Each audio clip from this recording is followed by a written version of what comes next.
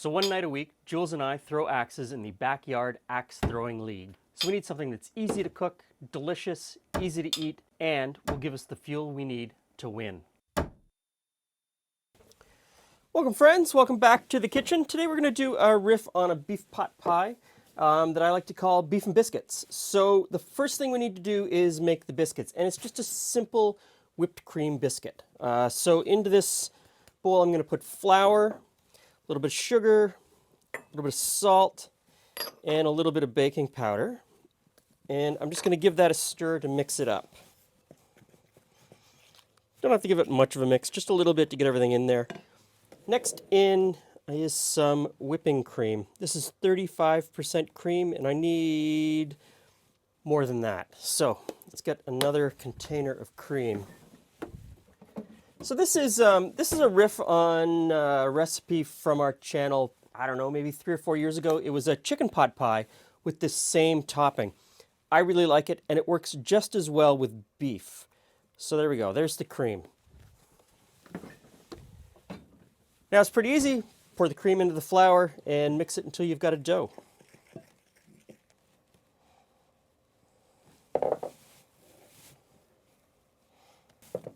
And that's it. It doesn't really need much. So I've got a little bit of flour here that I'm going to use later in the stew part. I'm just going to put a little bit on the bench. Just a little bit. I'm going to turn this out. And then we're just going to pat it down into a round and put it on this baking sheet. And you want it not too thin, but not too thick. And here's the pan that I'm using to make the stew in, or the beef part. And so I want it to fill kind of around a good part of the top. So try to keep it round, try to keep it, do your best. Really, really when it comes down to, just do your best. It doesn't look too bad. Okay, so I have a baking sheet with a piece of parchment paper. Bring that in.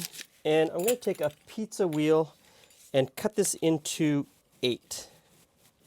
And the oven is preheated, so I'm just going to stick this into the oven and bake that off. Okay, so the biscuits in the oven cooking, we can move on to the beef stew part. So I've got a heavy cast iron, it's a brazier. You can use anything that you can put in the oven. Got this on sort of medium-high heat. It's almost up to temperature, so I'm going to put in a little bit of oil. Now, you need stewing beef. And here's the deal. I went to the grocery store this morning to get stewing beef, and Canadian Thanksgiving just happened. So I go to the butcher and say, I need stewing beef, and he says to me, I've got these rib steaks that I need to blow out today. I'll sell you the rib steaks for half the cost of the stewing beef. So I said, yeah, sure, I'll take the rib steaks. So I've got a couple of rib steaks that I've chopped up, and I've got the bones. So I'm going to throw the bones in as well, just to build that beef flavor. Okay, I think we're ready to go. We're going to put this in and brown it off. Okay, in goes the beef.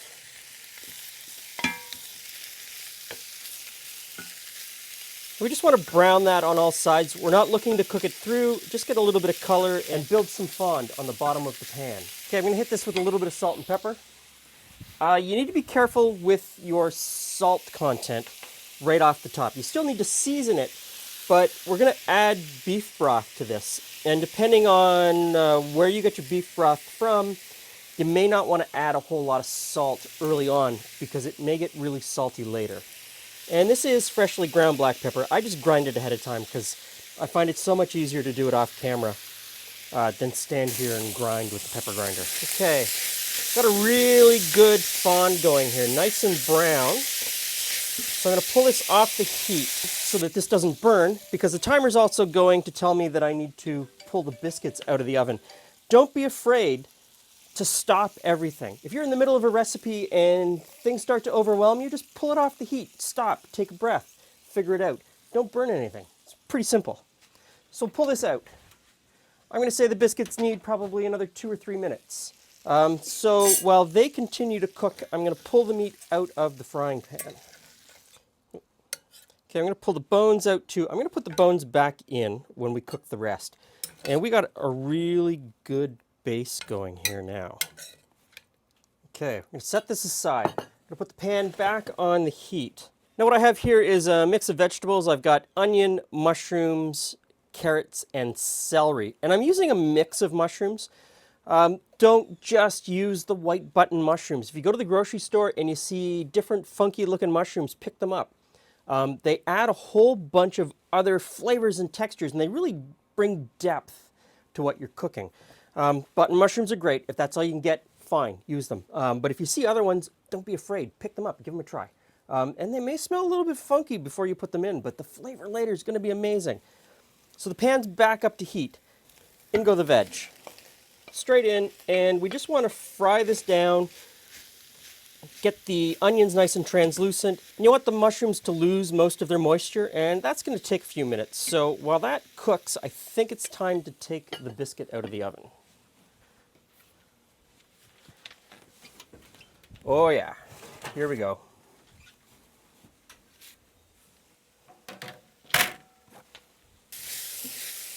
Okay, looking good. Next in is some tomato paste. So just get a little spoon. And I've cleared a little spot in the middle of the pan so that I can drop the tomato paste right on the bottom of the pan and start that cooking process. And then we go with the tomato paste. Just stir that around. And then bring everything else in. Next in is some flour, somewhere between 1 and 2 tablespoons, depending on how thick or thin you like your pot pie. So I'm just going to sprinkle in a little bit. I can adjust it later if I need to. Now I just want to stir this in and cook it for 1 or 2 minutes. Not until it browns, but certainly I want it to cook into the vegetables. Now next in is some wine to deglaze the bottom of the pan. And this is where people get really hung up on what they believe is convention. Everyone's going to say, because we're using beef, I should be using a red wine. And that's simply not the case. You can use a red wine if you want to use a red wine. If you want to use a white wine, use a white wine. If you happen to have a third of a bottle of white wine in the fridge that you want to use on something, use it in this dish. Really what you're looking for are two things. You want a little bit of the acid from the wine, but you also want the alcohol from the wine to unbind a lot of the flavonoids that are in the other ingredients. And we're going to cook off most of the alcohol. It's not going to be there because we've still got probably 45 minutes of cooking. Over that time, it will mostly cook out. But what that alcohol is going to do is release an incredible number of other flavors that you just wouldn't get if you didn't put it in. So we're not necessarily looking for the flavor from the wine. We're looking for the flavors that the wine unlocks. Does that make sense? Anyway, back to the dish. And once the wine has mostly cooked off, it's time for the last two ingredients, and that's some beef stock. And start out with a couple of cups and see where that gets you. If it's too thick, add a little more stock if you need it. And if it's too thin, then I guess you just cook it a little bit longer to get it to the thickness that you like. Marmite. We're in Canada, so I'm going to use Marmite because that's the one that's available. If you're in a Vegemite country, use Vegemite. And if you're in a country that says, that's horrible, I don't want any of that in my meal, I say give the Marmite a chance. You're not going to taste the Marmite at all. I mean, it smells and tastes horrible on its own. But what it does do, again, just like the wine unlocking flavors, this sort of melts into the background and unlocks a whole pile of other flavors and pushes them all to the front and just makes the whole thing taste better. So give it a shot. Maybe just buy a little jar and try it out in your next beef stew, this dish, chili, any soup. It's just amazing. And I need another jar. So we're going to give this a stir just to incorporate it all. Now we add the beef back in. Get the beef all nestled in there. Put the lid on. And we stick this in the oven for about an hour. Okay, when the beef and everything is cooked, you pull it out of the oven. and stir in the frozen peas and corn.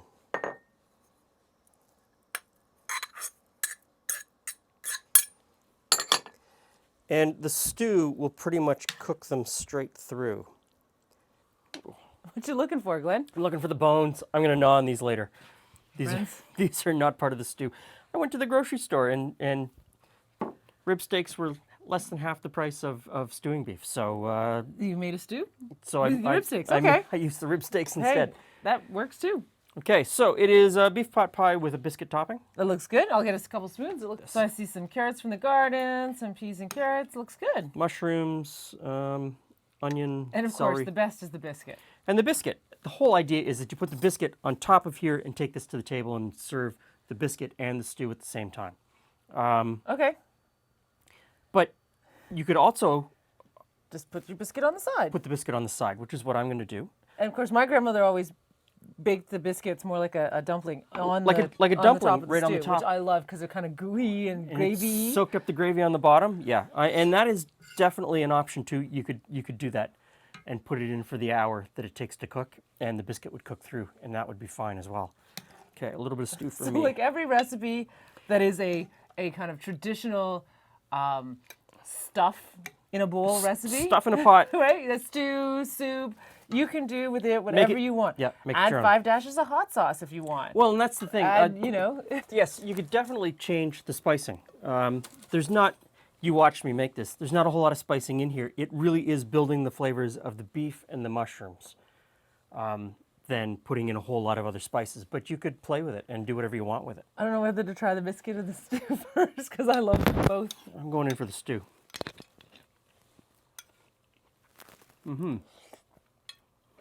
Big beef.